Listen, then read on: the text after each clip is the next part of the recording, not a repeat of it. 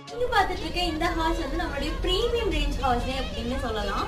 So இந்த hours பார்த்தீங்கன்னா நம்ம கம்ப்ளீட்டா பிளைவுட் அண்ட் டீக் வுட் யூஸ் பண்ணி நம்ம பண்ணியிருக்கோம். அண்ட் ஃபுல்லா இது வந்து பேபிக்கு சைட் சப்போர்ட்டோட வருது. ஸோ பேபி எந்த வகையிலையும் கீழே விழுந்துட மாட்டாங்க. ஸோ இவங்க பார்த்தீங்கன்னா 9 months ஓல்டு தான்.